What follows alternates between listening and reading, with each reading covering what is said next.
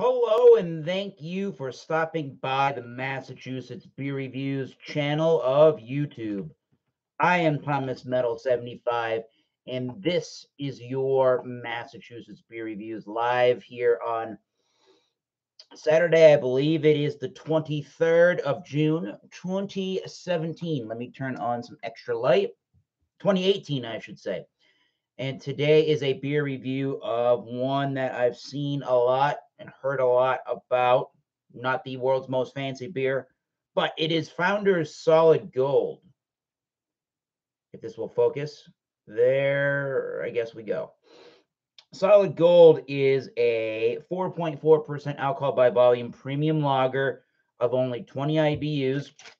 And on the receipt, we get these in 15 packs in my southeastern Massachusetts area. I know that they also come in 6-packs as well, but I've only seen the 15 packs. 15 pack was $11.99, and I thought that was an outrageously good deal. The pub beer from 10 Barrel that I reviewed is also in a 15 pack for lagers, and that is like $16 or $15.99. So better deal for the Solid Gold. If we go to the factual information on foundersbrewing.com, there is no factual information. Well, at least about hops and malts and yeast and that kind of stuff they're using. But it's a year-round beer, and they say our brewery was built on an attitude of no regrets, an attitude of taking risks to bring the best beer possible to our fellow renegades and rebels. Never brewing to style, but always brewing what we wanted to drink. Our take on a classic solid gold Our take on a classic solid gold is a drinkable premium lager brewed with the highest quality ingredients, challenging what a lager can be. That's something we won't regret. Okay. In Grand Rapids, it's on tap. I've seen it untapped in my area. Gonna have it in a Warsteiner Pilsner glass. I think it's not even 12 ounces. It says 0.21 liters. So let's get to this and let you know what it's all about. I had one last night, but I will keep this open-minded for damn sure right now. All right, solid gold. What's a solid gold color? Yeah.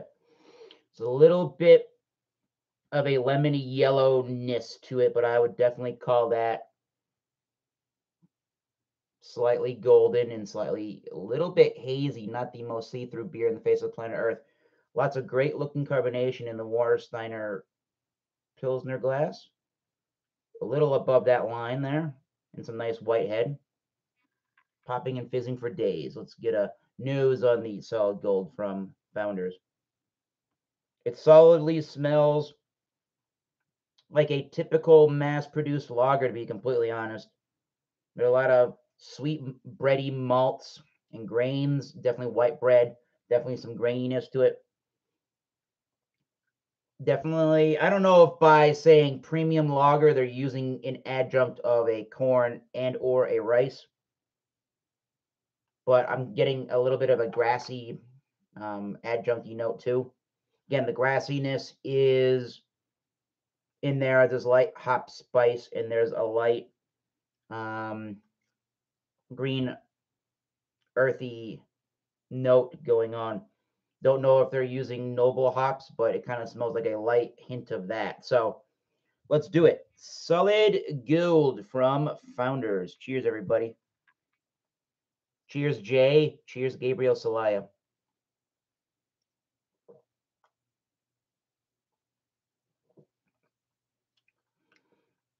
At 20 IBUs, yes. At 20 IBUs, this beer tastes a lot hoppier than it is. But for what the hops are doing, they're definitely rounding out, and in this style, that's what you want them to do. The hops in this beer are definitely rounding out the malt sweetness. There's a pleasant white bready malt grainy sweetness to it, followed by the noble hop kind of a spice that I'm getting there. I'm definitely getting an adjunctiness to it, but I feel like in style, this is really well done. So if you can shove more hops into an American style adjunct lager. Founders Solid Gold has solidly done that in taste. So best of both worlds for flavors. Yeah, I'm digging this a lot. Very crisp, moderate to high carbonation. It's not the most chuggable beer, only due to its being. Oh, it's let's try this again. It's not the most chuggable beer in the world due to its moderate to high carbonation, and they're not the finest bubble, so it does burn, if you know what I mean, going down a little bit the carbonation. The head kind of dies to almost nothing, but it kind of wants to retain a little bit in the Pilsner glass. It is a medium on the very high light side of body. If you couldn't tell from that last bit I had mentioned, it is crisp as all hell. Very refreshing. One of the most refreshing beers I've had in a long time.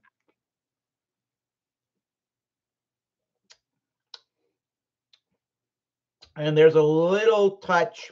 It's not the cleanest beer, but it tastes like if there are adjuncts in it, I'm getting some of that in the finish. And it has a little tiny itty bitty musty note to it at the end, either from the grain or the malt mixing together the way that it does. Maybe even a note of metallic, minerally kind of water. Hopefully, they're not using Flint, Michigan water, if you know what I mean. Oh, sorry. Grand Rapids, Michigan water. So, get another sip and taste. The taste profile so far is holding throughout the sip, and I want to see what I'm going to rate and grade this beer. By the way, for you folks, the 15 pack and this can was packaged on the 11th of April 2018. So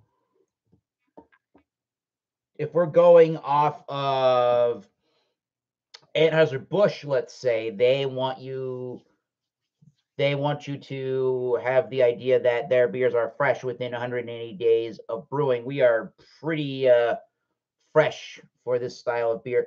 Don't know how much volume they're producing out of this beer, but as Michael Kormaroff from Brooklyn, New York, he joins on the Wednesday nights, and on Tyler Mansell channel of YouTube on the Friday nights. He posted to me on Facebook a link to an article that talks about Bell's Brewing and Founders are two of the biggest craft brewers in America right now, or one of the biggest right now in the country. So they must do a good deal of brewing this. But let's get back to a rating.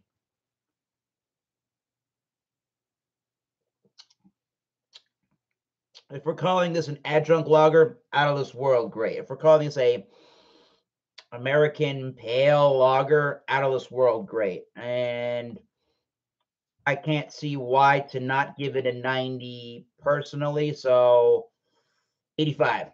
Wow, that was crazy. Yeah, I think it does warrant a rating score. But personally, for me, that's the style. But personally, for me, I think that they should add a little bit more hops to combat a little bit of the sweetness in it. And maybe some of the grainy complexion. That would really make an adjunct lager stand out on its own. But to be completely honest, all of that is a very redeeming quality to the adjunct lager style that I think that they're trying to produce. Now, when I see them saying premium lager, I assume adjunct lager in style. Um, Tons and tons of flavor. There's even lemony notes to it in the background. Tons of flavor to it. It's very similar to, but it's very similar to something like a Spaten Optimator meets, I don't know, meets a Stella Artois, maybe. I could be going crazy. Or it's like a Spaten Optimator, an Optimator, Spaten Lager meets Miller High Life or something. I don't know. Great tasting beer. You people give this a try. This has been me rambling about the Founders Solid Gold, giving it an 85 as a beer in my book. 85 overall for me, but as this style, it is an A+ beer. So enough rambling. Till next time, keep tasting those great beers. Cheers. See you soon. Happy Saturday.